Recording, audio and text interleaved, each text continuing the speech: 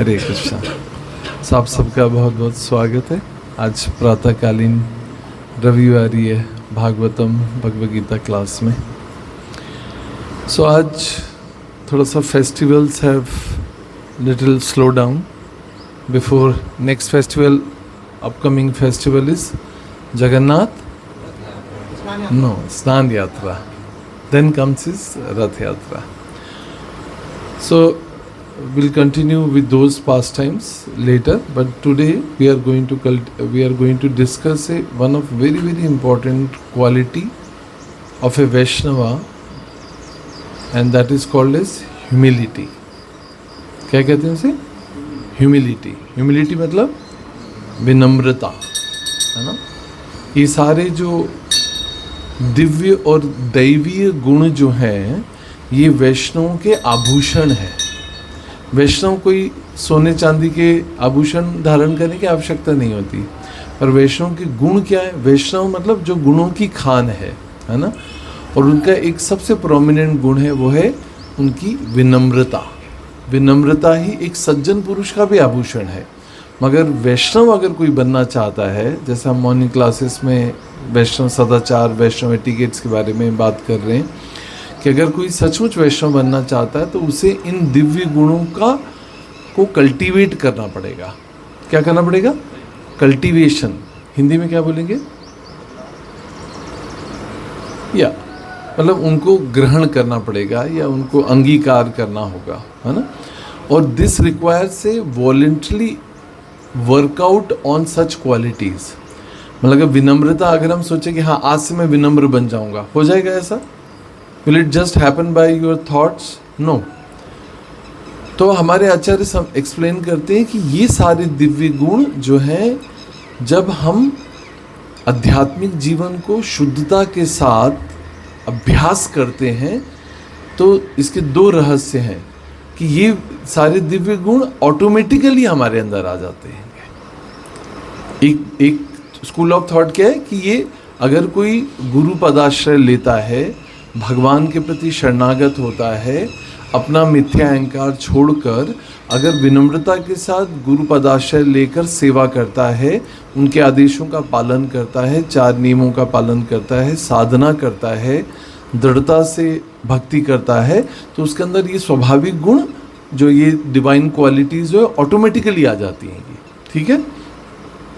मगर second school of thought ये भी है कि इसको वॉलंटरली मतलब इच्छा से उसको कल्टीवेट भी करना आवश्यक है, उसे कल्टीवेट भी किया जाता है.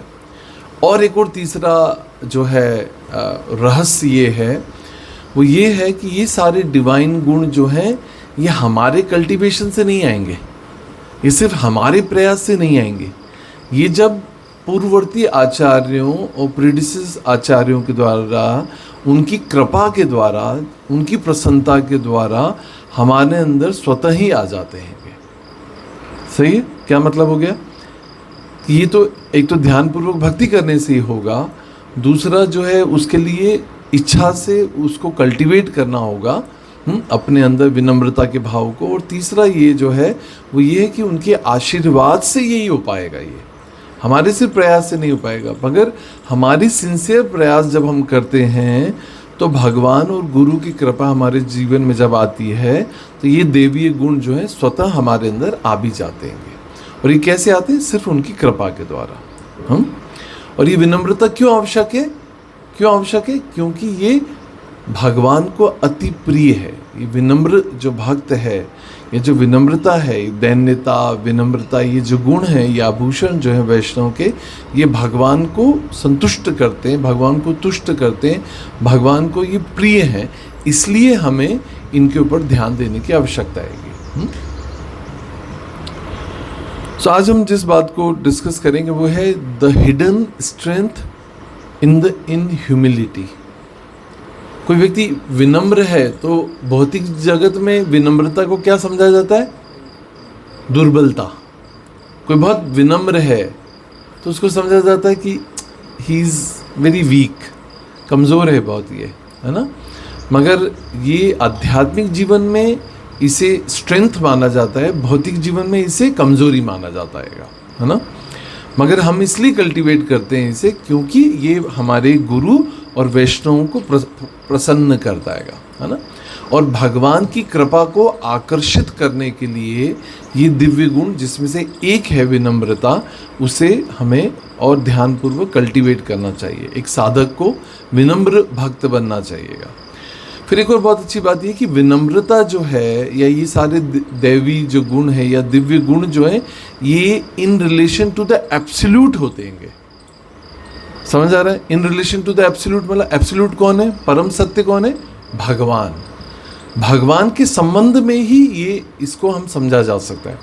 नहीं तो क्या हो सकता है कि आप मुझसे ज़्यादा विनम्र हैं या मैं इनसे कम विनम्र हूँ। अगर हम उसको रिलेटिवली समझेंगे आपस में या भक्तों के समाज में, तो हम किसी से श्रेष्ठतर होंगे, किसी से कमतर होंगे। M I right? है ना? तो उसमें अगर हम किसी से श्रेष्ठतम होंगे तो हम में प्राइड आ जाएगा, तो विनम्रता कहाँ आएगी?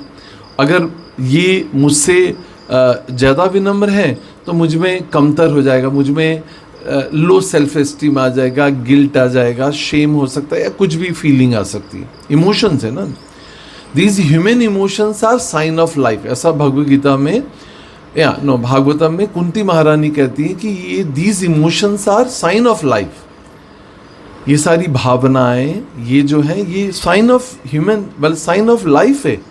अगर किसी के अंदर जीवन है, प्राण है, तो ये सारे human emotions are very obvious, very natural है कि sometime we feel low, sometime we feel high. पर अगर ये विनम्रता जो है ये हर समय परम सत्य के संबंध में होनी चाहिए। वो कैसे होगी? क्योंकि भगवान विभु हैं और हम अणु हैं। ही इज बिग, हाँ, he is big and we are very tiny and insignificant. Bhagavad Gita में भगवान इस बात को समझाने के लिए जो है दो बहुत ही इम्पॉर्टेंट जो है उनके इंस्ट्रक्शंस वो हैं ये कि जीवेरे स्वरूप है कृष्ण नित्यदास, राइट।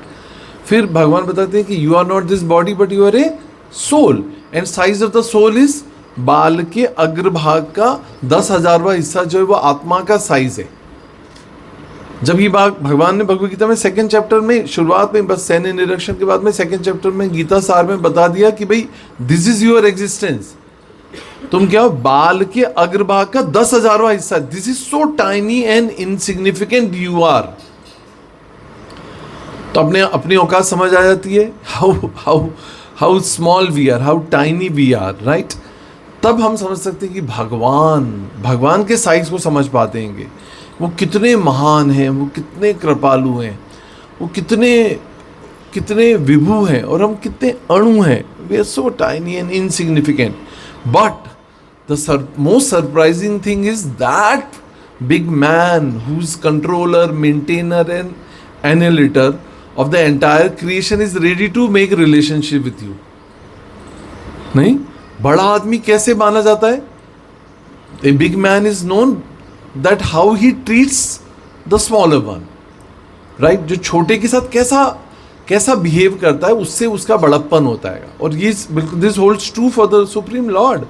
भगवान इतने महान हैं, इतने विराट है, विराट रूप में हम देखते हैं भगवान कितने महान है, सब कुछ उन्हीं में समाया हुआ, अनंत ब्रह्मांड के स्वामी है।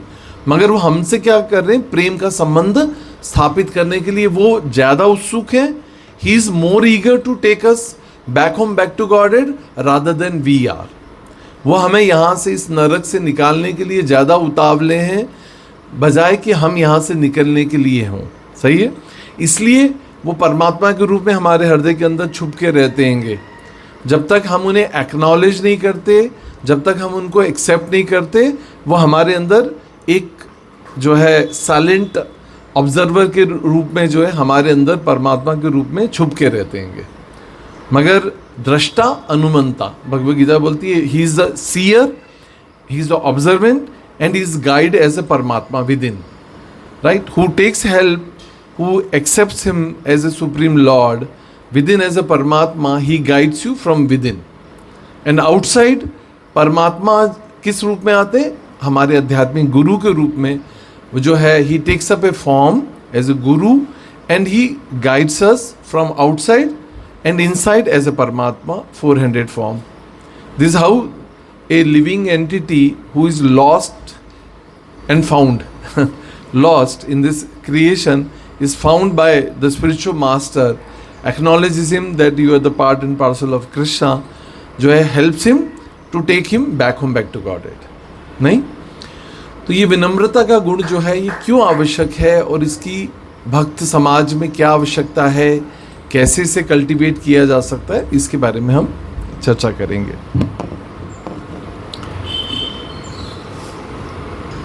फ्रॉम द टाइम इमेमोरियल, अनादिकाल से सतयुग, त्रेता, द्वापर, अलग अलग युगों का परिवर्तन में हर पल अगर हम देखें तो ये जो संसार है, ये भौतिक जो जगत है, ये परिवर्तनशील है ना. Everything is changing, this body is changing, the weather is changing, the global temperature is changing, everything around is changing, time is changing, relationship is changing, body is changing, the environment is changing, circumstances are changing, right? With this changing atmosphere and changing externals, what is also changing is our consciousness. अगर आप देखें तो ये सब कुछ जो बाहर परिवर्तनशील हो रहा है, अगर आंतरिक रूप से भी जो परिवर्तन हो रहा है, वो जो बहुत ही गंभीर विषय है वो है चेतना का.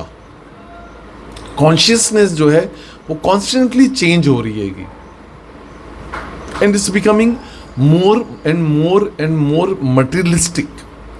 भोगवृत्ति वाली चेतना हम ग्रसित होते जा रहे हैं, क्योंकि मटेरियल ऑब्जेक्ट्स के होने से प्रॉब्लम नहीं है, but problem is with the material consciousness हैगी. जो भौतिक चेतना है या भोग करने की जो चेतना है, ये समस्या का कारण है. यही सबसे बड़ी जो है चिंता का विषय है. बाहरी एनवायरनमेंट के चेंज जो है, that is not much of a threat for us, right. वो हमारे लिए ज़्यादा अलार्मिंग नहीं है या बहुत बड़ा थ्रेट, मतलब धमकी, है ना. So it's not much of to be worried about the externals. But what is to be worried about a devotee, a sadhaka, is what is changing inside. जो हमारी कॉन्शियसनेस डिग्रेड होती जा रही है, भोग वृत्ति में होती जा रही है, ये हमारे लिए घोर चिंता का विषय है, राइट. इसलिए राम कॉन्शियसनेस या कृष्ण कॉन्शियसनेस, मतलब भगवत कॉन्शियसनेस, गॉड कॉन्शियसनेस जो है, उसको रहना, उसमें रहना जो है, it is the biggest challenge. And मेरे टीचर ऐसे समझाते हैं जगदानंद प्रभु की we have to be Krishna consciousness every moment to moment. It's not कि एक बार मैंने दीक्षा ली थी अपने आध्यात्मिक गुरु से, या मैंने सुबह अपना मॉर्निंग साधना जप कर लिया, now I can do any nonsense. No, this consciousness has to be moment to moment, every moment. You have to live in Krishna consciousness. That is actually Krishna भावनामृत है वो, है ना. और हम सभी मानते हैं, जानते हैं इस बात को कि as the day progresses, जैसे आप में से बहुत कम लोग हैं जो मॉर्निंग साधना करते हैं, और जो लोग कर भी लेते हैं उसके बाद सारे दिन में उनकी चेतना कहाँ रहती, कितने हम कृष्ण भावना भावित रहते हैं. That is the biggest challenge for us, right, है ना. सो या परिवर्तनशील जो चेतना है, ये सबसे बड़ा भय है हमारे लिए, है ना. सबसे बड़ा जो फियर है, fear is of changing consciousness day by day and moment to moment है. मगर जो है एक जो फिक्स्ड डिवोटी है, या जो who is really situated in fully Krishna consciousness, उसके लिए जो है ये परिवर्तन जो है, ये एक तरह से कोई बहुत बड़ा चैलेंज नहीं रहता है. क्यों? क्योंकि वो अपनी वो कॉन्शियसनेस में फिक्स है. एंड जैसे ऐसा कहा जाता है कि everybody in this entire creation is going towards, मतलब ऐसा कहना चाहिए कि हर व्यक्ति जो है काल का ग्रास बनने के लिए उस ओर जो है अग्रसर है ना. हर व्यक्ति किसका ग्रास बनने जा रहा है? ग्रास मतलब कोर, है ना. किसकी कोर बनने जा रहा है? काल का ग्रास बनने जा रहा है. Everybody is moving towards the death, right. तो उस समय जो एक भक्त तो रहता है, क्योंकि वो भगवान पे आश्रित है और उसे पता है कि उसका गंतव्य जो है वो भगवत प्राप्ति है या भगवत धाम है, तो वो कैसा है, वो निश्चिंत है, वो अभयम है ना। श्रील प्रभुपाद का जो एक्चुअल नाम क्या था, अभय चरण। तो हम कितना उसके पीछे साइंस समझ सकते हैं कि जो अभय, जो इस भौतिक जगत के सारे जीव जो हैं वो भय से ग्रस्त हैं, है ना, मगर अभय प्रदान करने वाले वो चरण कमल जो भगवान और गुरु के हैं, अगर हम उनका पदाश्रय लेते हैं तो ही हम अभय को प्राप्त कर सकते हैं, और यही हमारा गोल है, राइट, है ना।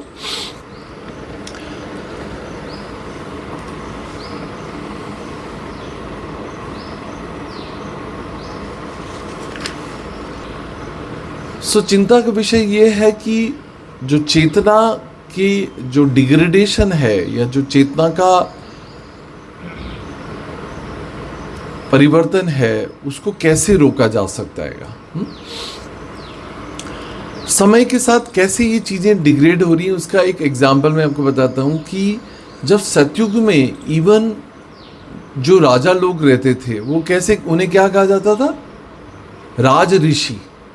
क्या कहा जाता था, राज ऋषि।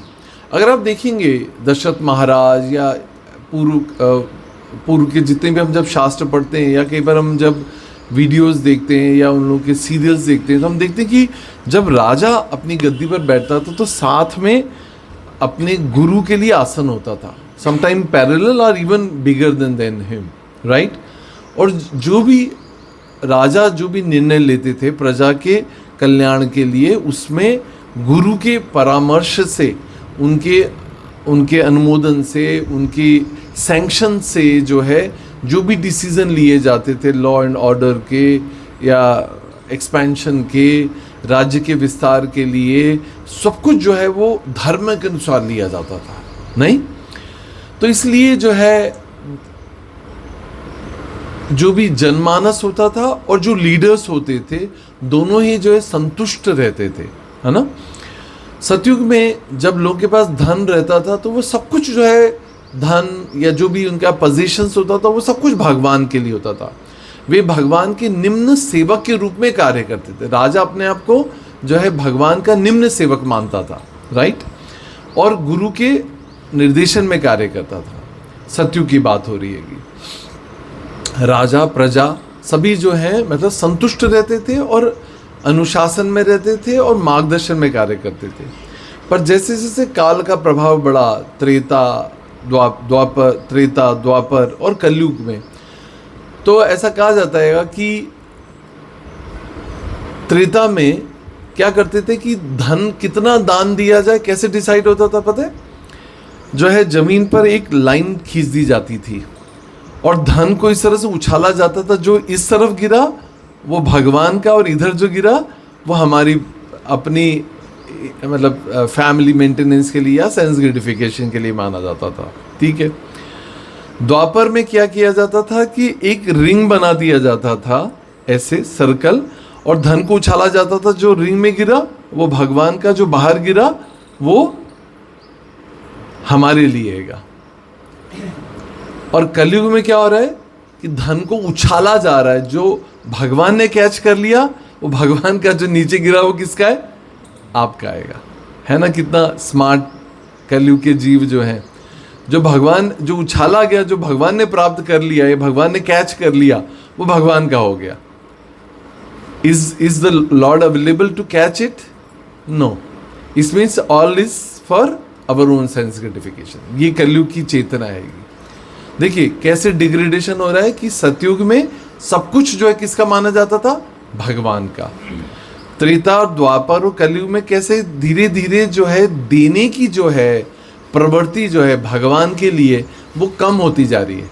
हम मंदिर में आते हैं तो क्या देखते हैं कि छोटा सा सिक्का, कहीं कोई फटा नोट, नकली नोट जो है लोग चढ़ाते हैं, कोई देख नहीं रहा, क्योंकि भगवान को हम भगवान ही नहीं मानते। उसको जब हम प्रतिमा नहीं, तुम्हें साक्षात ब्रजेर नंदन, जब तक ये चेतना में हम भगवान के पास नहीं आते, भगवान को हम भोग लगाते हैं, प्रार्थनाएं करते हैं, कामनाएं करते हैं, मगर जब जहाँ पर भगवान की सेवा के लिए चढ़ाने की बात आती है तब हम संकुचित हो जाते हैं अपनी मन से, इच्छा से। तो ये यहाँ पर इसलिए जो है ये विनम्रता जैसे गुणों का जो कल्टीवेशन आवश्यक है, ताकि हम विनम्र सेवक के रूप में अपने आप को भक्ति में स्थापित कर सके। विनम्र सेवक बनेंगे तो फिर हम उस विनम्रता के साथ भगवान की सेवा करने के लिए हम उदार होंगे, अपने हृदय को खोलकर जो है हम उनकी सेवा के लिए उत्सुक होंगे, है ना।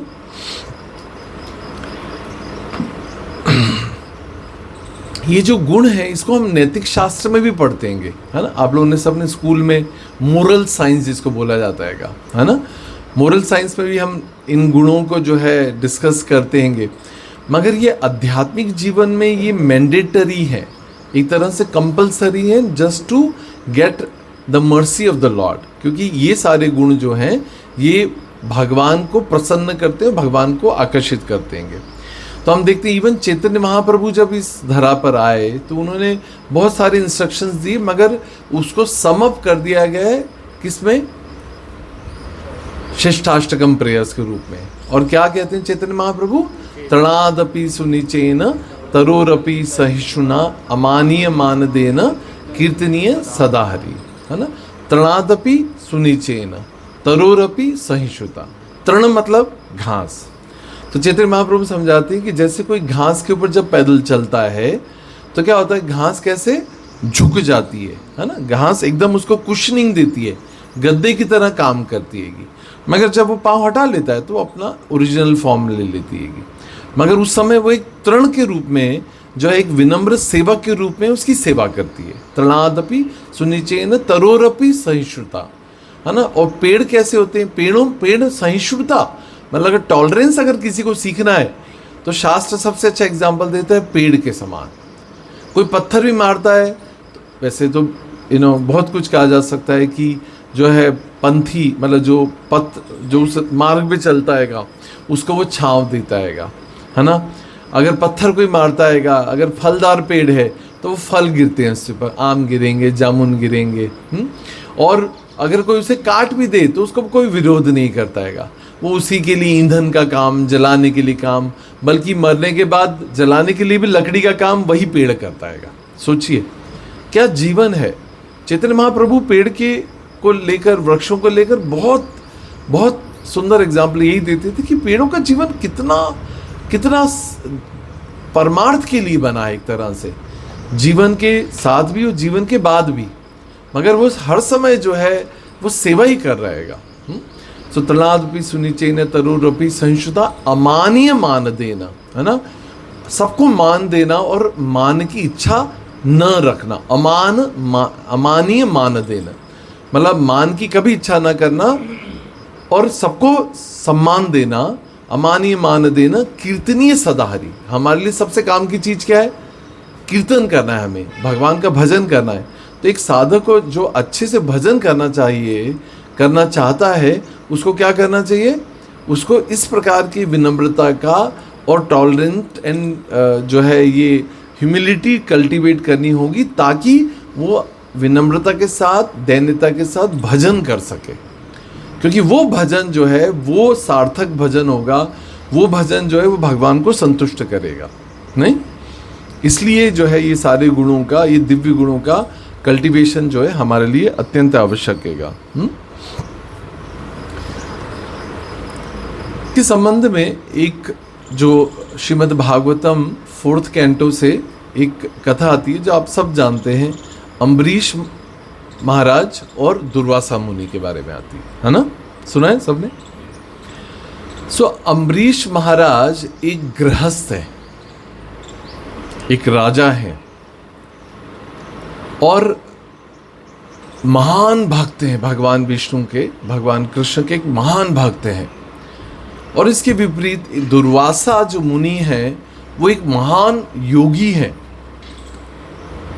महान योगी है और सारी तंत्र मंत्र, सारी सिद्धियां, अष्ट सिद्धियों के वो ही ओज, मतलब उनके पास वो सारी सिद्धियां हैं, सारी सिद्धियों के मालिक हैं वो। कौन? दुर्वासा मुनि। जो दुर्वासा शब्द है उसका मतलब क्या होता है? दूर मतलब, दू मतलब बैड, वास मतलब जिसके साथ रहना पड़े। It's difficult to live with a person is called as Durvasa. वास मतलब समझते हैं ना, वास मतलब रहना, घर में वास करना, और दू मतलब जैसे दुर्योधन, दुशासन, दू मतलब बैड, जिनके साथ रहना बहुत मुश्किल होता है, वो दुर्वासा कहलाते हैं। But no offend, but Durvasa जो है महान योगी है। मगर क्या होता है कि हम अक्सर कई बार ऐसा देखते हैं कि जो भक्त नहीं है पर ऋषि मुनि है, so they any time they get caught by anger, greed, lust. सही है ना? जैसे विश्वामित्र 60,000 साल की तपस्या की, मगर कैसे थोड़ी सी रंभा, मेनका, हाँ, उनके जो है विक्टिम बन जाते हैं, शिकार बन जाते हैं, थोड़ा सा लस्ट, थोड़ा सा एंगर। मगर इसके विपरीत जो है दुर्वासा, जो है इतनी सारी सिद्धियों के मतलब पजेसर होने के बावजूद भी जो है he is full of pride and arrogance. विनम्रता का उल्टा क्या होता है? एरोगेंस, दंभता। विनम्र है, उसके विपरीत क्या होगा? दंभित है कोई व्यक्ति, एरोगेंस हैगा। तो कलयुग में हम देखें कि विनम्रता जो है अच्छा लक्षण नहीं माना जाता। कोई बहुत विनम्र है, अगर आप ऑफिस में विनम्र हैं तो आपको जो है you will be exploited by people, that is your weakness. मगर आध्यात्मिक जीवन में विनम्रता जो है वो गुण माना जाता है, मगर भौतिक जीवन में ये दुर्गुण माना जाता है। तो विनम्रता का उल्टा क्या है? Arrogance, right? या स्लैंग में या कॉमन लैंग्वेज में इसको कहा जा सकता है एटीट्यूड, है ना? एटीट्यूड। तो किसी में अगर कोई एटीट्यूड नहीं हैगा, एटीट्यूड ऑफ एरोगेंस नहीं हैगा, तो उसको बहुत सामान्य सस्ते में ले लिया जाता हैगा। मगर हम सब वैष्णवों को एक बहुत इंपॉर्टेंट बात है for to take home, that please please please don't practice this humility outside world, but practice with in the community of Vaishnavas. हम ये गलती कर बैठते हैं, खासकर नया भक्त जो है ये विनम्रता को लक्षण को, अगर पहली बात तो होती नहीं है, दूसरी बात आर्टिफिशियली वो ह्यूमिलिटी को अभक्तों के संग में, मतलब बाहर की दुनिया के लोगों के संबंध में जब वो प्रैक्टिस करता है तो वो इंजर्ड हो जाता है, वो जख्मी हो जाता है, और उसके कारण उसको गुरु वाक्य में अश्रद्धा हो जाती है। इसलिए उसको ये समझना बहुत ज़रूरी है कि humility should not be practice outside, in मतलब initially should not be practice outside with the outside people, but it should be practice with in the community of the devotees. Right? समझ आ रहा है बात? हाँ, अगर ये गलती करेंगे तो क्या हो जाएगा कि वही वाली बात, वही कहानी जो है, जो अगले दिन में मैं किसी को सुना रहा था, बार बार कई बार आपको सुनाता हूँ, कि एक बार एक सांप जो है वो नारद मुनि के संपर्क में, साधु के संपर्क में डिवोटी बन जाता हैगा, और जैसे वो डिवोटी बनता हैगा तो ही स्टॉप्स, जो है वो जो सर्प है वो फुकारना, डसना, या अपना जो वेनोमसिटी है, जो अपना जहरीलापन है जिससे सांप से हम डरते हैं, उसको वो त्याग देता हैगा। जैसा हमारे साथ भी होता है, जब हम साधु के संपर्क में आते हैं तो हम अपने साधु के सिर्फ शक्ति से, साधु की पवित्रता से, साधु के सद्भाव से, साधु की शक्ति के कारण जो है हम अपने सारे जो है एनिमोसिटी, हमारे जो भी दुर्गुण है उनका हम त्याग कर देते हैं, उनके संग के कारण। उनका साधु संग सर्व शास्त्र कहे, लव मात्र साधु संग सर्व सिद्धि है। ये साधु के संग का महत्व हैगा। तो ऐसे ही नारद मुनि के संपर्क में एक सर्प जो है वो अपनी जो है शत्रुता को त्याग देता हैगा। तो एक बार गुजर रहा होता हैगा, ऐसे ही बगीचे से बच्चे खेल रहे होते हैं, और सांप को देखते हुए, सांप को इमीडिएटली देखते हुए, what how we come in action, that we start either killing him या throwing stones over him, right? That's our tendencies. Self defence में जो है हम सांप के ऊपर पत्थर मारने लग जाते हैं। He gets injured very badly. और जख्मी सांप जब नारद मुनि के पास जाता है, अपने गुरु के पास जाता है, तो नारद मुनि कहते हैं कि भाई what has happened, why you are so injured, who has done all this? तो पूरी कहानी सुना देता हैगा। तो वो कहते हैं कि भाई तुम्हें जो है काटने से मना किया था, मगर फुफकारने से तो मना नहीं किया था। मतलब जब हमारी बात जो है सेल्फ डिफेंस की बात आ रही हैगी, then you don't have to show the artificial humility in the outside world. मगर ये विनम्रता सिर्फ भक्तों के समाज में या वैष्णवों के साथ आदान प्रदान में जरूर इसको प्रैक्टिस करना चाहिए। अगर वहां आप घायल होते हैं, then it is also a qualification, then you will attract the mercy of the lord. आप देखते हैं जैसे अगर बच्चे खेल रहे हों, मगर एक बच्चा अगर रो रहा हो तो माँ का ध्यान किसके ऊपर जाता है?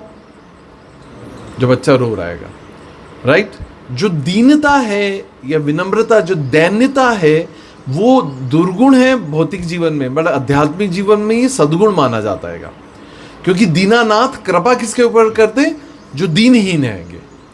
इसलिए जो है दैन्यता जो है वो भक्त समाज में उसका अभ्यास करना चाहिए, और भगवान के सामने जो है दीन मतलब दंतेत्रणी करी जाना चाहिए, है ना? दांत में तिनका रखकर दैन्यता का प्रतीक बनकर सारी एरोगेंस एंड जो है प्राइड, इन सबको त्याग करके जो है विनम्रता के साथ भगवान के सामने जाया जाता है। वैष्णव सदाचार में ऐसा सिखाया जाता है कि कभी भी भगवान के मंदिर में उनके सामने गाड़ी खड़ी नहीं करनी चाहिए। खासकर अगर हम रथ पर आ रहे हों, बड़ी कार में आ रहे हों, और अगर हृदय में थोड़ा सा भी प्राइड हो तो गाड़ी दूर खड़ी करनी चाहिए, ताकि भगवान के सामने इसलिए नहीं आए कि देखो मैं कितनी बड़ी कार से आया हूँ, है ना?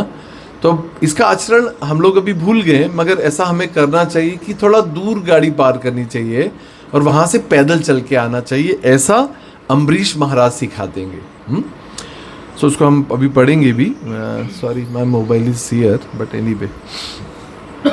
सो अम्बरीश महाराज भगवद गीता में भी कुछ वर्सेस में शिल प्रभुपाद उनको कोट करते हैं, और भागवतम में तो है ही कि किस तरह से अपनी सारी इंद्रियों को भगवान की सेवा में उपयोग करना चाहिए। ऐसा अम्बरीश महाराज एक गृहस्थ वैष्णव सिखाते हैं।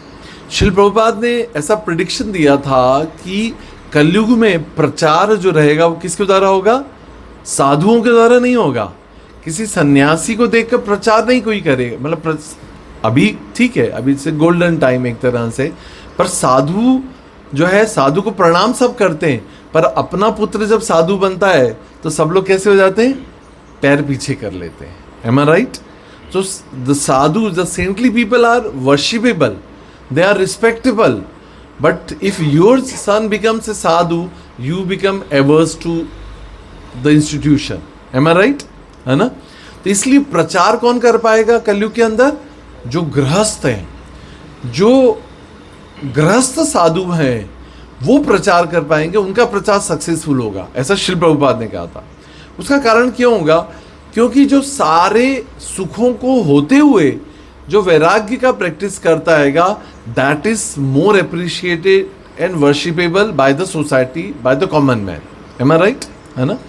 इसलिए शिल प्रभुपाद ने कहा था कि हमें एम्पावर्ड एंड प्योर डिवोटीज, ऐसे गृहस्थ चाहिए जिनके पास सारे इंद्रियों के साधन हो, जिनके पास एबंडेंस में धन हो, पत्नी हो, जहाँ भोग करने के सारे संसाधन हो, मगर वो फिर भी वैराग्य का अभ्यास करते हो और अर्चना में, भगवत अर्चना में और प्रचार में संलग्न हो। ऐसे हमें वैष्णवों की आवश्यकता आएगी। ऐसा शिल प्रभुपाद का प्रेडिक्शन। और उसके सबसे रोल मॉडल जो है भागवतम से आते हैं अम्बरीश महाराज, जो कहते हैं कि अपने सारी इंद्रियों को, बहुत ही सुंदर श्लोक है भागवतम से, तो वो कहता है कि सारी इंद्रियों को भगवान की सेवा में हमें युक्त करना चाहिए। कैसे? आँखों को भगवान का दर्शन में, नासिकाओं को, जो नोस्ट्रिल्स हैं, उसको भगवान को अर्पित पुष्पों को, ये जब माला को पहनाते तो उसको इसको स्मेल करना चाहिए, because it is been offered to the lord, right? है ना? इसलिए जब भी कोई माला पहनाते तो हम देखते हैं हमारे आचार्य उसको स्मेल करते हैं, इसमें भगवान के स्पर्श की खुशबू है ना? फूलों की तो स्वयं खुशबू है ही, मगर भगवान के अंग का स्पर्श मात्र पाने से जो है ये पवित्र हो जाए। अदरवाइज इस पैसे के, इस माला की कोई कीमत नहीं है। जैसे हम बाजार से माला खरीद के लाते हैं तो उसका कोई कीमत नहीं है, पर वो जब भगवान और गुरु को जब स्पर्श करती है तब वो असीमित, अमूल्य हो जाती है। वो कानों से भगवान के श्रवण करने के द्वारा, मुख से भगवान का कथा करना, भगवान का नाम जप करना और भगवान को अर्पित प्रसाद को प्राप्त करना। ठीक है? हाथों को मंदिर मार्जन, जैसे जब मैं आया तो कुछ बच्चे जो है मार्जन कर रहे थे, झाड़ू लगा रहे थे। तो इस तरह से हाथों को मंदिर मार्जन करने में, झाड़ू पोछा करना, है ना। हमारे आदित्य प्रभु रोज राम मंदिर में जाके मंदिर मार्जन करते हैं, है ना। तो ऐसा मार्जन, मंदिर मार्जन करना, पैरों को चलकर भगवान के पास जाना, है ना। इस तरह से अपने सारे शरीर के सारी कर्मेंद्रियों, 5 ज्ञानेंद्रियों को जो है भगवान की सेवा में युक्त करने से हमारा एग्जिस्टेंस जो है, हमारा अस्तित्व जो है वो शुद्ध हो जाता है। सो ये जो कथा है,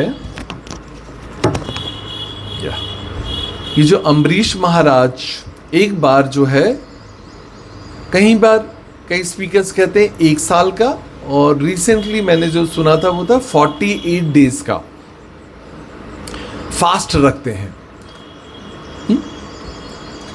और उसका पारायण, जैसे एकादशी होती है तो उसका पारायण का एक समय निश्चित होता है।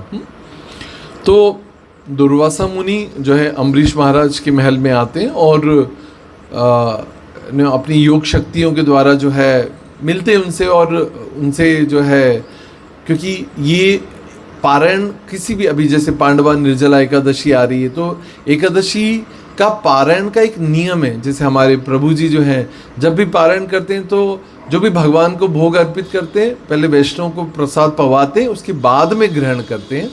ऐसा एक गृहस्थ, एक आदर्श गृहस्थ को इसका नियम का पालन करना चाहिए। जैसे हमारे हिंदू परिवारों में हम देखते हैं कि पहले सीधा निकालते हैं, है ना, ब्राह्मणों के लिए सीधा निकालते हैं।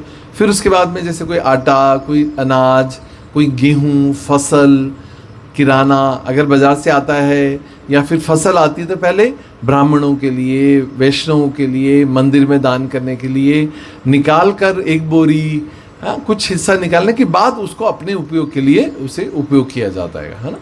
तो इसी तरह अम्बरीश महाराज एक आदर्श गृहस्थ, एक आदर्श वैष्णव, एक महान भक्त जो है पहले अम्बरीश महाराज जब आते हैं, साधु आते हैं, तो उनको बोलते हैं कि आप स्नान करके आइए और जो है उसके बाद आपको प्रसाद पवाने के बाद जो है मैं उसका पारायण करूँगा।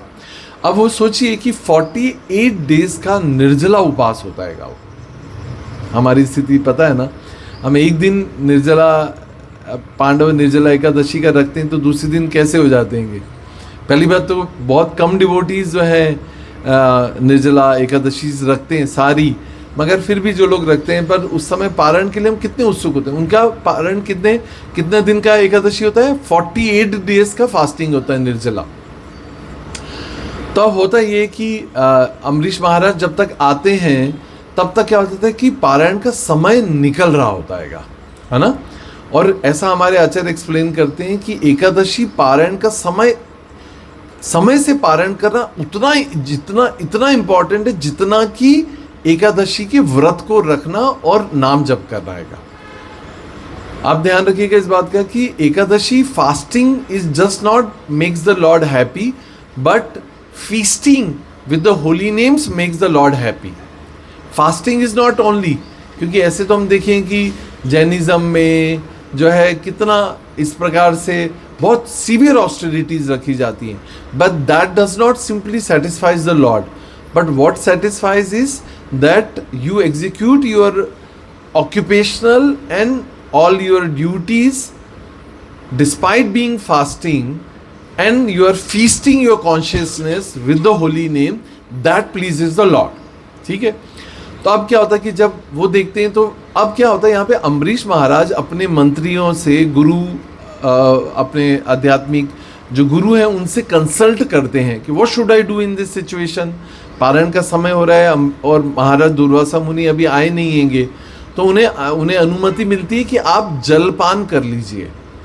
आप जो है you can break the fast with the 3 drops of water, Om केशवाय नमः, नारायण नमः, माधवाय नमः और गोविंदाय नमः करके आप आचमन कर लीजिए और जलपान कर लीजिए। तो इसे कहा जाता है the fast is broken and not broken also, right. तो अब जब ऐसा कर लेते हैं तो योग शक्तियों के द्वारा दुर्वासा मुनि को ही पता चल जाता है कि जो है अम्बरीश महाराज ने जो है अपना फास्ट मुझे जलपान कराए बिना, प्रसाद अर्पित किए बिना जो ब्रेक कर लिया। तो एक तरह से इससे इंसल्ट फॉर मी, मिथ्या अहंकार के कारण, जो भी जो है उन्हें ऐसा अपमानित महसूस होता हैगा। तो वो जब आते हैं तो देखते हैं कि अम्बरीश महाराज जो है इस प्रकार से वो बहुत रुष्ट हो जाते हैं, बहुत फ्यूरियस हो जाते हैं और इतने गुस्से में हो जाते हैं कि वो अपने बालों को तोड़कर, उसकी बालों की जो लटा हैं, जो उनके केश हैं, उससे एक दैत्य का निर्माण कर देते हैं और उस दैत्य को वो आदेश देते हैं कि तुम अम्बरीश का सर्वनाश कर दो, इनकी हत्या कर दो एक तरह से। आप सोच सकते हैं कि अगर हम होते तो हम क्या करते, we would have been running around, right. मगर जो अम्बरीश महाराज है वो क्या करते हैं, हाथ जोड़कर जो है वो भगवान का आह्वान करते हैं, है ना। क्योंकि जब हम धर्म के अनुसार कार्य करते हैं, धर्मो रक्षिते रक्षिता, जो धर्म की रक्षा करता है धर्म उसकी रक्षा करता है, धर्म पारायण। तो अम्बरीश महाराज भगवान विष्णु का स्मरण करते हैं और उनसे जो है प्रोटेक्शन के लिए और जो है सद्बुद्धि प्राप्त करते हैं, मतलब सद्बुद्धि के लिए प्रार्थना करते हैं कि भगवान मुझे क्या करना चाहिए ऐसी स्थिति में, है ना। तो हमारे लिए भी शिक्षा है कि हम जब भी ऐसी दुविधा में हों तो हमें गुरु और वैष्णव के साथ की मतलब अपने आध्यात्मिक गुरु का पदाश्रय लेते हुए भगवान को प्रार्थना करनी चाहिए कि भगवान आप ही मुझे मार्गदर्शन दीजिए कि मुझे क्या करना चाहिए इस गिवन सिचुएशन में। So he seeks protection, he prays for protection, है ना। तो जैसे कहा जाता है ना चैतन्य चरितमृत में, मारे कृष्णा राखे कृष्णा मारे के। सो टू वन हु प्रोटेक्ट्स, मतलब जो भगवान जिसकी रक्षा करते हैं उसे कौन मार सकता हैगा, और अगर भगवान किसी को मारना चाहते हैं तो फिर उसको कौन बचा सकता हैगा, राइट। तो अम्बरीश महाराज कहीं भागते नहीं हैंगे, he doesn't run around anywhere. मगर वो जो दैत्य है जिसका निर्माण किया गया है, जिसका जो पर्पस है टू डिस्ट्रॉय अम्बरीश, जो है वो जो है वो उनके आसपास मंडराता है और उनके ऊपर अटैक करना चाहता हैगा। और उस समय भगवान विष्णु जो है सुदर्शन को इन्वोक करते हैं और उसको छोड़ देते हैं उसके प्रोटेक्शन के लिए। नहीं, अब क्या होता है, अब जो है पूरा गेम ही चेंज हो जाता है। अब जो है वो जो सुदर्शन है वो पहले तो उस दैत्य का संहार करता है और फिर जो है वो एग्जैक्टली और वो जो सुदर्शन है वो दुर्वासा मुनि के पीछे जो है वो भागता हैगा। अब दुर्वासा मुनि जो है वो ब्रह्मलोक कैलाश पर्वत पे जाते हैं, ब्रह्मा जी के पास जाते हैं। पहले ब्रह्मा जी कहते हैं कि I can not do anything, he is a great devotee of the lord, now you only pray to him only, या to pray to the Vishnu. तो जो है फिर दुर्वासा मुनि लॉर्ड शिवा के पास जाते हैं कैलाश पे, मगर he is not being protect. Kailash वैष्णवानाम यथा शंभु, शंभु कहते हैं I can not protect you from the offence of a devotee. हाँ, तो फिर वो विष्णु के पास जाते हैं। भगवान विष्णु कहते हैं कि नहीं, जो वैष्णव का अपराधी है उसको मैं भी क्षमा नहीं कर सकता हूँ, जो वैष्णव के प्रति अपराध करता है उसको मैं भी क्षमा नहीं कर सकता हूँ। तो दुर्वासा मुनि पूछते हैं तो फिर इसका उपाय क्या है, तो वो कहते हैं कि वैष्णव के प्रति अगर आप कोई अपराध करते हो तो उसको वैष्णव ही अगर आपको जो है क्षमा करता है तो वही उसके द्वारा ही आपका इस श्राप से मुक्ति हो सकती है, या इस सुदर्शन के से प्रकोप से आपकी मुक्ति हो सकती है। तो दुर्वासा जो है इधर इधर भागते हुए ultimately falls at the lotus feet of Ambarish Maharaj. और अम्बरीश महाराज कहते हैं कि हे मुनिवर, मैं तो अपराधी मैं हूं, एक साधु को पवाए बिना मैं कैसे पान कर सकता हूं, I am still waiting for you.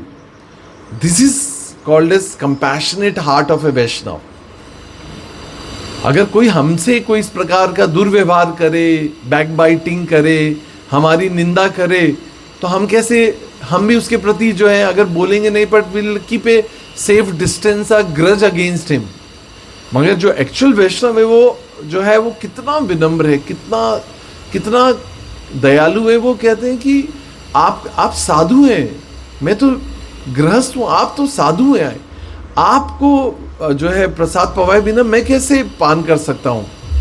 तो इमीडिएटली जो है वो जो है फिर सुदर्शन जो है he still hovering around, right. तो वो कहते हैं कि अगर मैंने अम्बरीश महाराज सुदर्शन चक्र को, क्योंकि Sudarshan is a personality, right, Sudarshan Maharaj जो है पर्सनैलिटी है। तो हम देखते हैं कि जब जगन्नाथ रथ यात्रा भी होती है तो उसमें भी जो है भगवान जगन्नाथ को पहले निकलते हैं, फिर सुदर्शन चक्र को ले जाया जाता है, फिर बलदेव और फिर जो है सुभद्रा देवी, बीच में सुभद्रा देवी, बाद में नहीं, सबसे पहले सॉरी सुदर्शन महाराज आते हैं।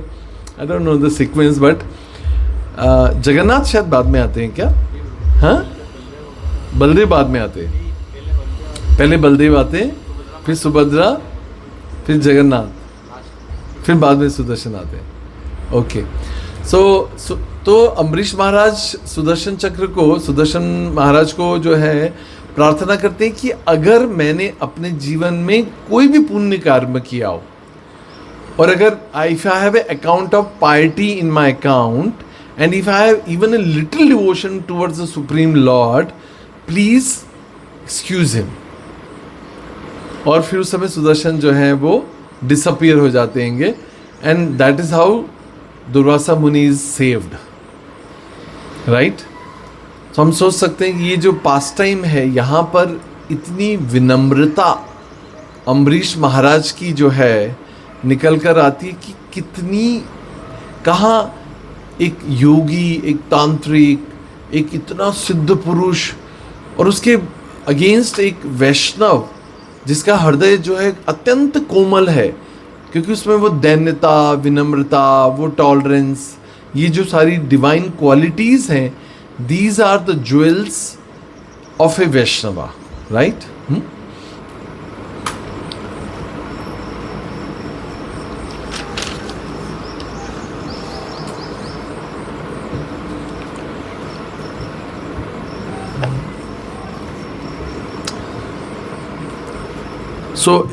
मैंने अपने नोट्स में लिखा हुआ है, दुर्वासा उवाच, है ना, अहो अनंत दासानां महत्वं दृष्टमदं मे कृतागसो अपि यद राजनम मंगलानि समीहसे। ये विनम्रता की शक्ति है। अहो अनंत दासानां, अब यहाँ पे दुर्वासा मुनि जो है अम्बरीश महाराज को प्रेस कर रहे हैं। क्या प्रेस कर रहे हैं? अहो अनंत दासानाम, अनंत शेष पर बैठने वाले विष्णु के दास कौन है?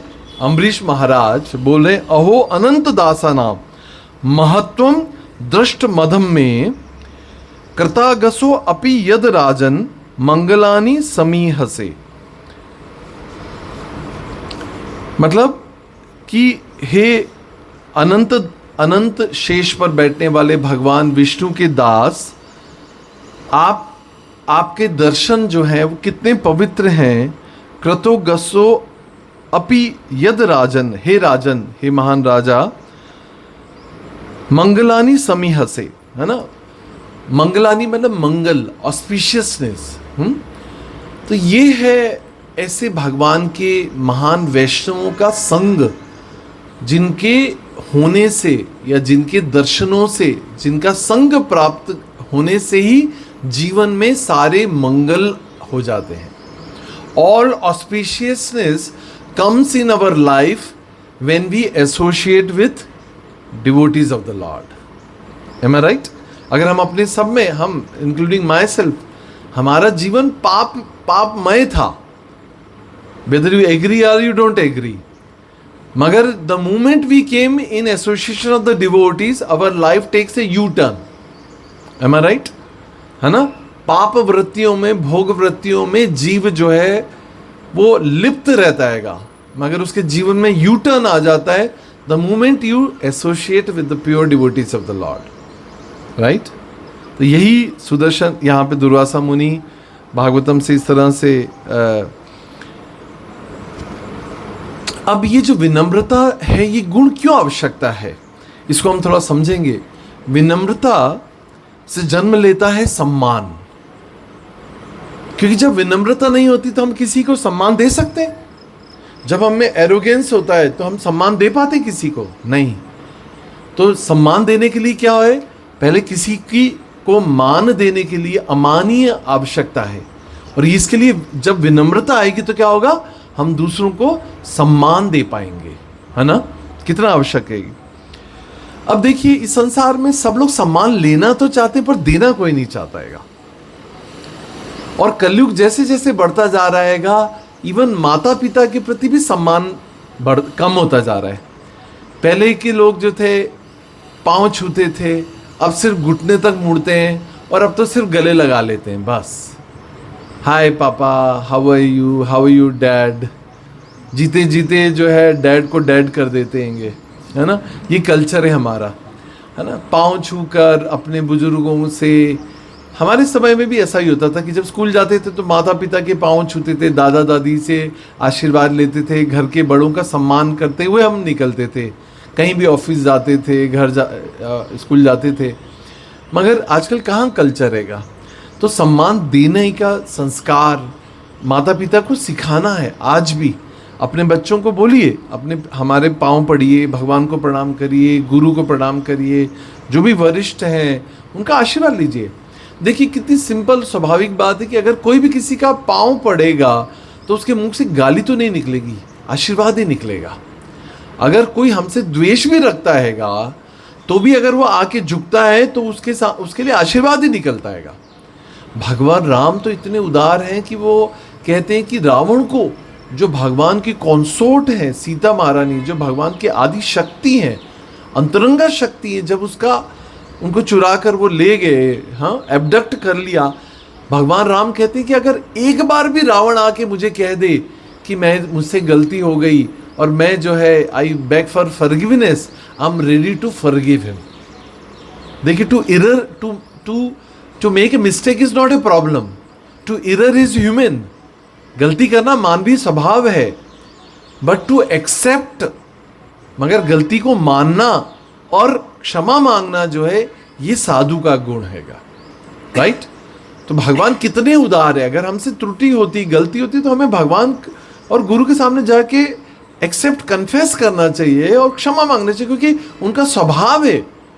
वो इतने उदार हैं, वो इतने हृदय से इतने कृपालु हैं, वो दीनानाथ है।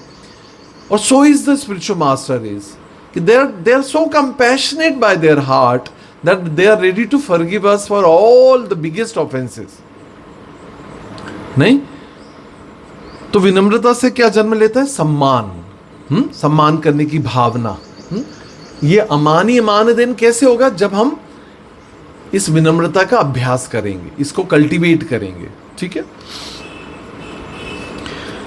अब विनम्रता से जन्म लेती है सेवा की भावना। आज अगर हम किसी को कोई सेवा देते हैं तो कोई व्यक्ति अपने आउट ऑफ प्राइड, एरोगेंस के कारण सेवा करेगा नहीं, पर सेवा कैसे करेगा? जब उसमें विनम्रता आएगी तो सेवा करने की भावना आएगी।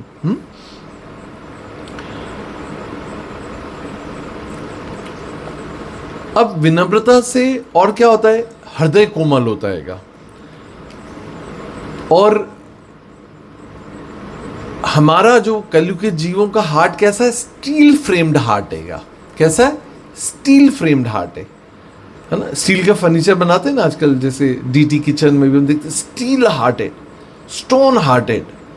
हाँ, मगर ये जो स्टोन हार्टेड जो हार्ट है हमारा, इसको मेल्ट कैसे करते हैं? गुरु की कृपा के द्वारा, विनम्रता के द्वारा, है ना। और उसके द्वारा जो है हमारा हृदय कोमल हो जाता है, और कोमल हृदय भगवान को आकर्षित करता है। इसलिए भगवान कृष्ण का एक नाम क्या है? नवनीत प्रिय। क्या बोलते हैं? ये पुष्टि मार्ग में आप जब जाएंगे ना श्रीनाथ जी के दर्शन करने, अगर आपको याद होगा तो जो श्रीनाथ जी के मेन विग्रह हैं उनके पास में एक छोटा सा उनका एक छोटा टेम्पल है, उसको बोलते हैं नवनीत प्रिय जी। क्या बोलते हैं? वो लड्डू गोपाल हैं, उनको नवनीत प्रिय बोला जाता है। नवनीत प्रिय मतलब कि भगवान माखन चोर नहीं है। भगवान को माखन से कुछ नहीं करना है। हमें लगता है कि भगवान को माखन खिलाओ, भगवान को माखन बहुत पसंद है। No, he loves the soft heart like butter. उनको आपका हृदय जो कोमल है, जो कठोर नहीं है, स्टील फ्रेम्ड नहीं है, पर जो सॉफ्ट हार्ट है, जो टेंडर है, जो काइंड हार्ट है, जिसके अंदर दया है, अनुकंपा है, कृपा है, हाँ, जिनका हार्ट दूसरों के पर दुखी है, हमारा हृदय कैसा आएगा? पर दुखे सुखी है ना। मगर पर दुखे दुखी जो है वो ही वैष्णव है ना। गांधी जी गाते थे ना, वैष्णव जन ते तेने कहिए पीड़ पराई जाने रे। तो वैष्णव कौन है? जो दूसरों की पीड़ा में पीड़ित है। हाँ, वो पर दुखे सुखी नहीं है, पर दुखे दुखी है, वो वैष्णव है। उसका हृदय कोमल है, वो सॉफ्ट हार्टेड जो हार्ट है वो भगवान को प्रिय है, वो भगवान को अट्रैक्ट करता है। इसलिए विनम्रता से हृदय कोमल होता है और भगवान की कृपा को आकर्षित करता है। इसलिए विनम्रता को हमें कल्टीवेट करना है।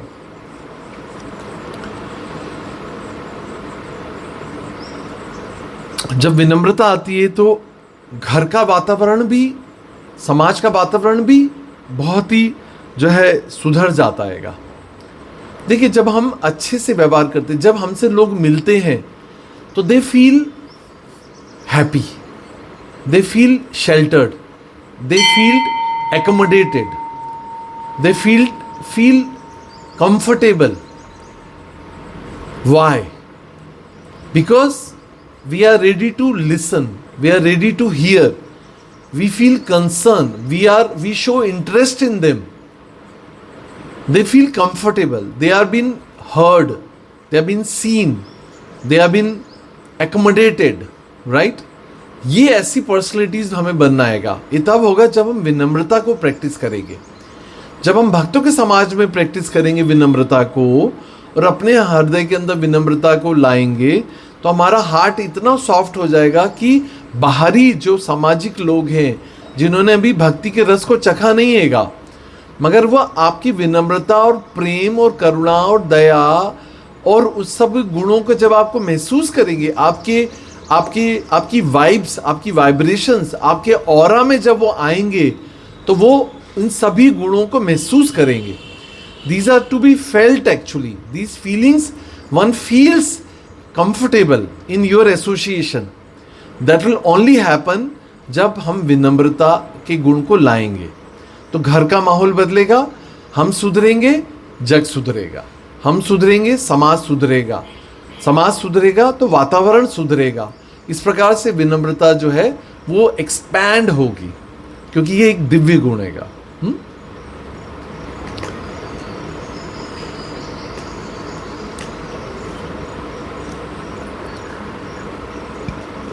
एक छोटी सी कहानी चैतन्य महाप्रभु की उसमें आती है। चैतन्य महाप्रभु हम सभी जानते हैं कि शिवास आंगन में रोज कीर्तन करते थे, है ना। शिवास ठाकुर के आंगन में, शिवास आंगन, जब आप लोगों में से आदित्य प्रभु अभी जाने वाले हैं, आदित्य प्रभु, वंश प्रभु, ये लोग मायापुर जाने वाले हैं, तो वहाँ पर भक्तों को शिवास आंगन में लेकर जाया जाता है। शिवास आंगन की पोटेंसी क्या है? आज से 500 साल पहले वहाँ पे हरिनाम कीर्तन होता था, आज भी वो कंटिन्यू है, और उसकी वाइब्रेशंस जो हैं प्योर होली नेम की, वो इतनी पोटेंट है कि वहाँ जाके आप जब करेंगे तो ऐसा लगेगा कि जैसे जीवान को पंख लग गए। क्या हो गया? जीवान को पंख लग गए। इसलिए जितना हम इस भौतिक जगत में आके जप करते हैं तो कितना स्ट्रगल होता है, पर जब हम वृंदावन जाके जप करते हैं तो कितनी माला हो जाती है।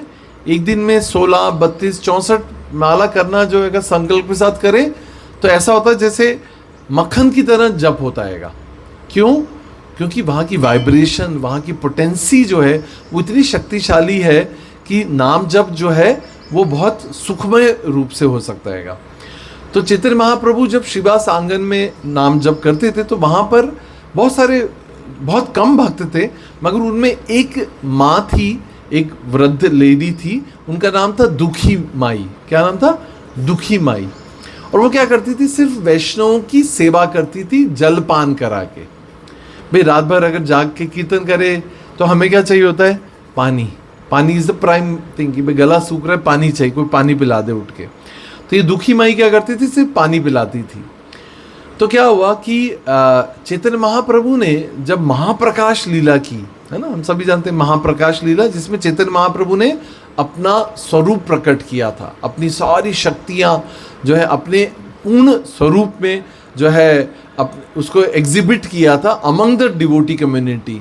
और उस महाप्रकाश लीला में उन्होंने जो है अपने भक्तों को जो है जो जो वरदान वो चाहते थे उनको दिए, है ना। तो महाप्रभु ने जब महाप्रकाश लीला की तो उसमें दुखी माई को भी पुकारा।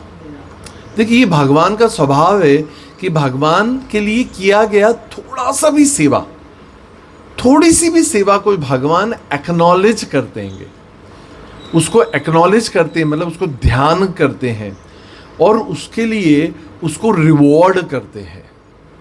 देखिए आप लोग यहाँ पर आकर इस संडे प्रोग्राम को सफल करने के लिए अलग अलग प्रयास, आपका आना भी एक सेवा है। और उसके बाद अलावा आप धन के द्वारा, शरीर के द्वारा और आपके अलग अलग तरीक़ों से आप भोग पका के लाते हैं, वैष्णों के लिए प्रसाद बनाते हैं, भोग अर्पित करते हैं भगवान को। तो ये सारी सेवाएं don't ever think will go in drain, it will be always, it is noticed and acknowledged by the supreme Lord, right. तो जो है इवन मैं अपने भक्ति के प्रारंभिक दिनों में सुनता था कि अगर कोई व्यक्ति आके मंदिर में झांक भी ले, इफ समबडी जस्ट पीप्स इन कि अरे ये किसका मंदिर हैगा, भगवान लक्ष्मी नारायण का मंदिर हैगा, oh one fine day I will come inside. तो भगवान सोचते हैं कि now I am obliged to give him pure devotion. Can you imagine.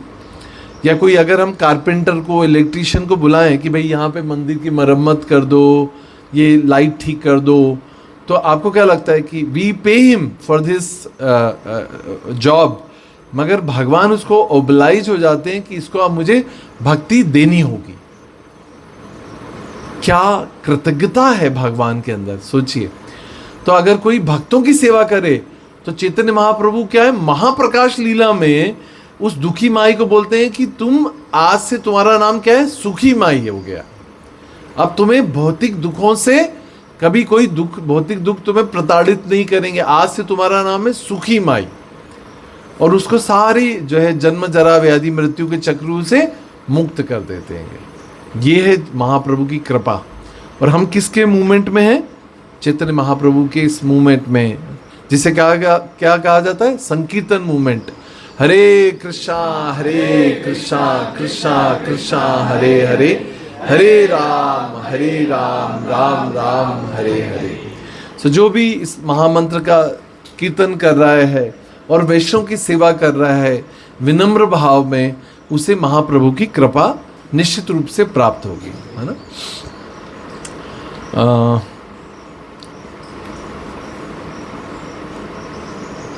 His holiness Radhanath Swami Maharaj, सभी हम लोग जब जानते हैं, जैसे ही राधानाथ महाराज का स्मरण होता हैगा तो ये विनम्रता को डेफिनेशन के रूप में किसी को समझाने की ज़रूरत नहीं होती है।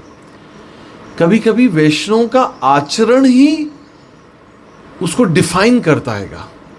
अगर आप जो उनका कैडर है, कैडर जो उनका पोजीशन है हिज होलीनेस राधानाथ महाराज की, वो इतनी हाई है, मगर आप उनको कभी अगर आप देखें, मिलें, तो you will see the humility क्या होती है, विनम्रता क्या होती है, वैष्णवों के साथ कैसे विनम्र वो रहते हैं अपने भक्तों के साथ। वो हर समय फोल्डेड हैंड के साथ रहते हैं, सिर हर समय उनका झुका रहता हैगा। और वो कहते हैं कि अगर हमें कुछ बनना है इस भक्ति जीवन में, तो हमें भक्तों का विनम्र सेवक बनना है। जैसे हमारी कम्युनिटी में शुभम प्रभु हैं, बहुत ही विनम्र सेवक है, हाँ, बहुत ही वंडरफुल डिवोटी हैं। ऐसा और विनम्र सेवक कौन होता है, जिसकी सेवा का पता ही ना चले। वो कभी लाइमलाइट में नहीं आ पातेंगे, आते ही नहीं, आना ही नहीं चाहते। They work behind the curtain, मगर their service is acknowledged by Krishna very much. तो राधानाथ महाराज बोलते हैं, हिज होलीनेस राधानाथ महाराज बोलते हैं कि अगर हमें कुछ बनना है इस भक्ति जीवन में, तो हमें भगवान का महान सेवक नहीं बनना, हमें भक्तों का महान सेवक बनना है, या भक्तों का विनम्र सेवक बनना है। That is a achievement, that will take you long way, right, है ना। तो ये हमें कल्टीवेट करनी है, क्वालिटी जो है, ये विनम्रता, ये जो दैविक गुण है, ये जो वैष्णव क्वालिटी है, ये भी तभी आएगी जब हमारे आध्यात्मिक गुरु हमसे प्रसन्न होंगे, हमारी सिंसियरिटी से, हमारी साधना से, हमारी सेवा भाव से जो है ये सारी शक्तिशाली गुण जो हैं हमारे अंदर आ सकते हैं, है ना. So I will just pause here. What is the time? And 10:12. Yeah. So we'll have some kirtan, and before that, if there is any discussion, anything you want to take. Hare Krishna, Prabhuji. Hare Baba. Thank you so much, Prabhuji. प्रभुजी, जैसे हम लोग देखते हैं मतलब विनम्रता तो भक्तों में रहती है, मतलब आती है, मतलब जब द पीरियड ऑफ टाइम्स जब वो डिवोटी का संग करते हैं तो उनको फील होता है. बट अगर हम देखें कि अगर अपने जो उनके आध्यात्मिक गुरु है, अगर उन्होंने कोई सर्विस दी है, सेवा दी है भगवान की सेवा के लिए, तो उनके अंडर में कुछ डिवोटीज भी सेवा कर रहे हैं, बट अगर वो सही प्रकार से नहीं कर रहे हैं या एक बार गलती करी, 2 बार करी, तो ऑफ कोर्स 1-2 बार विनम्रतापूर्वक वो उन्हें क्षमा कर देते हैं. बट क्या उन्हें ये चीज़ अगेन रिपीट करनी चाहिए क्या? अगर वो अपनी सेवाएं नहीं कर रहे हैं तो क्या उन्हें वापस से क्षमा कर देना चाहिए? क्योंकि क्या होता है कि डिवोटीज फिर उसको मतलब नॉर्मल ले लेते हैं कि मतलब हम लोग क्यों कर रहे हैं, या मतलब अगर हम उनको नहीं डांटे, नहीं गुस्सा हुए तो फिर वो उस चीज़ को बहुत नॉर्मल ले लेते. तो इसको हम लोग को कैसे हैंडल करना चाहिए इस सिचुएशन को? या नाइस प्रैक्टिकल क्वेश्चन. अच्छा, ऐसे प्रैक्टिकली प्रश्न आने चाहिए. पहली बात है, Vaishnava is one who looks within, है ना. एक वैष्णव कौन है? जो हर समय इंट्रोस्पेक्ट करता है, आत्मावलोकन करता है, वही वैष्णव हैगा, है ना. तो पहली बात ये हमें देखना चाहिए, is it my service to find fault in others or not. पहली बात तो ये. दूसरा ये है कि क्या ये मेरी सेवा है कि मैं दूसरों में कमियां त्रुटियां देखूं. तीसरी बात ये है कि अगर हम दूसरे भक्तों को देखें कि वो अपनी सेवाओं को अच्छे से नहीं कर रहे, तो हम उसे बहुत विनम्र रूप में उनकी अथॉरिटी को बता सकते हैं without being judgemental about them, right, है ना. और ध्यान जो है, जैसे मैं एग्जांपल कई बार बोलता हूँ कि जब मैं कभी दिन में अपनी गाड़ी पे जाता हूँ और मैं देखता हूँ सामने से कोई व्हीकल आ रहा है और उसकी अगर हेडलाइट ऑन है, तो मैं सबसे देखता हूँ कि कहीं मेरी हेडलाइट तो ऑन नहीं रहेगी दिन में. M I right?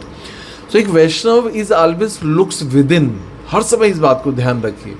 अगर हम जो दूसरों में देख रहे हैं कमियां त्रुटियां, वो एक्चुअली मतलब ये बहुत ही हायर प्रिंसिपल है कि ये actually it's a reflection of our heart हैगा. ये इतना हैवी स्टेटमेंट है जिसको पचाने के लिए शायद किसी को लाइफ टाइम लग सकता है. एक वैष्णव अगर जो होता है वो किसी में कोई कमी त्रुटि देख ही नहीं सकता. हो ही नहीं सकती कि अगर कोई वैष्णव है तो उसे किसी में कुछ कमी दिख रही हो. अगर आपको दिख रही है किसी में कोई कमी, तो हम जस्टिफाई कर सकते हैं कि भाई साफ दिख रहा है कि वो अपनी सेवाएं नहीं कर रहा हैगा. मगर एक्चुअली ये जो आध्यात्मिक जीवन है ये कहता है कि वो एक्चुअली वो कमी उसकी नहीं, वो आपकी कमी कि आपको वो दिख रही है.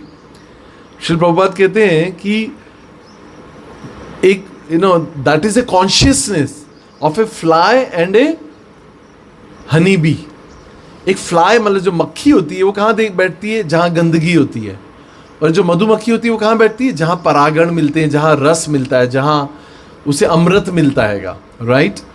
मगर जो जिन भक्तों में या भक्तों में ये चेतना होती है कि they are in search of faults in others, they have a fly-like consciousness, they find fault in others. But those who have a pure consciousness, they see all faults within them, but don't see any fault in others. Can you digest this? Yes, Prabhuji. But Prabhuji, जैसे हम लोगों ने अभी कुछ management teams बनाई है, तो जैसे हमने ग्रुप्स बनाए, उनके अंडर में कुछ डिवोटीज है, तो हमने ये रखा है कि अगर वो सेवा नहीं कर रहे तो आपको ये जवाबदारी है कि आप उनको अच्छे से बताएं, समझाएं. तो अगर वो उनको भी फॉलो नहीं कर रहे हैं तो मैनेजमेंट को चलाने के लिए, समझाने के लिए फिर हमको क्या करना चाहिए? Yeah, that's what I told you, that you can bring it to the notice of the authority maybe in a magnified way, but not publicly. Don't trigger shame for them, but just introduce and leave. It's see, मैं आपको एक बहुत अच्छी बात बताऊं, जो मैं बता रहा हूँ वो रूल है. It's like a rule. It's never between you and me. It's always between you and Krishna. Whoever is not executing his services properly is never between you and me. It's between you and Krishna. वो जो नहीं कर रहा है उसको भगवान deal करेंगे. He'll be reciprocated by Krishna in his devotion. They'll not attain the purity, they'll not attain the devotion, they'll not attain the perfection of the devotion. Right? So you stay detached with that, right? है ना? इसको कहते हैं detach service करना. हम अक्सर attach होके service करते हैं और वहाँ पे वो एक तरह से हमारा जहाँ हम पकड़े जाते हैं एक्चुअली, राइट, है ना? So detach services mean whatever the services is assigned to me, just do that and stay detached. It's always between the devotee and the guru. It's between the devotee and Krishna, and you don't get disturbed or agitated with that. Make sense? Anything? Follow-up question? Any introspection? Anything to ask? हरे कृष्णा प्रभु जी, धन्यवाद प्रणाम। हरि बोल। प्रभु जी, जैसे आपने बताया कि वैष्णव अपराध से हमें बचना चाहिए, मतलब हम जो हमारे ग्रुप में हम देखते हैं कि हम सब किस तरह से रह रहे हैं, और आप ऑब्जर्व भी करते हो कि हम क्या मिस्टेक कर रहे हैं, तो हम लोग में क्या मतलब क्या मिस्टेक हो रही है हमसे, हम क्या वैष्णव अपराध कर रहे हैं आपस में? मतलब you are asking me to pinpoint? Yes Prabhu ji, मतलब हमें तो पता ही नहीं है ना वैष्णव कैसे, हम वैष्णव अपराध को यही मानते हैं किसी को गाली देना या किसी को मारना, बड़ी चीज़ को हम वैष्णव अपराध मानते हैं. तो सूक्ष्म रूप से वैष्णव अपराध क्या है जो हम अनजाने में कर भी रहे हो? ठीक है, इन डिटेल तो will discuss about this whole topic some other time. पर अगर आप मुझसे कह रहे हैं कि do I see Vaishnava offenses among each other, then I would say that I don't see anything like that. I don't see anything. Rather, क्योंकि मैं हर बार सबको ये समझाता हूँ कि अपराध तब होते हैं जब प्रेम नहीं होता है ना? जब अपराध तब होता है जब प्रेम नहीं होता है. मगर आध्यात्मिक गुरु का अपने शिष्यों के प्रति या भगवान के का जो है अपने भक्तों के प्रति इतना प्रेम होता है कि प्रेम जो है सारे अपराधों को ढक देता है. देखिए, जैसे मैं कई बार बोलता हूँ कि जब माँ के गर्भ में बच्चा होता है और जब बच्चा 7वें से 9 महीने के बीच में होता है तो बच्चा माँ को बहुत सारा किक मारता है. आपको पता है, बच्चा उसमें घूमता है माँ के गर्भ में और कई बार उसको लात मारता है, बहुत मूवमेंट करता है, पर माँ उसे क्या लेती है? अपराध. आ बेटा बाहर निकल, जब तेरे को बताती हूँ. Is it ever? नहीं. वो जितना माँ को तकलीफ़ देता है, उससे बेचारी को सोने उठने बैठने लेटने में इतनी सारी तकलीफ़ होती है, मगर माँ का जो प्रेम इतना प्रगाढ़ होता है कि वो उसे अपराध नहीं लेती. उसका प्रेम और बढ़ जाता है. वो खुश होती है कि बच्चा स्वस्थ है, बच्चा एक्टिव है, बच्चा मुंह नहीं करता, तो उसके लिए चिंता की विषय हो जाता है कि ये इज ही अलाइव और डेड. सोनोग्राफी कर देती है, पल्स चेक करवाती है डॉक्टर के पास, बच्चा स्वस्थ है तो बच्चा मुंह कर रहा है. इसमें क्या क्या गुण समझ आ रहा है? माँ का प्रेम. और इसी तरह से हमारे आध्यात्मिक गुरु हमें भक्ति में लेकर आते हैं. वो हमें नर्चर करते हैं, पैदा करने से लेकर बड़े होने तक. तो वो किस चीज़ का अपराध न तो वो लेते हैं, न वो देख पाते हैं, न देखना चाहते हैं, क्योंकि उनका प्रेम ही अपने बच्चों के प्रति इतना ज़्यादा होता है कि वो कोई ऑफेंस न देखते न लेते हैं और न ही भगवान लेते हैं. मगर जो है भगवान तब अपराध लेते हैं तब जब वैष्णव गुरु के प्रति अपराध करते हैं या आपस में वैष्णव अपराध करते हैं, तो ऐसा आएगा. So this is like a whole chapter of Vaishnava Aparadh. We'll take some other time, है ना?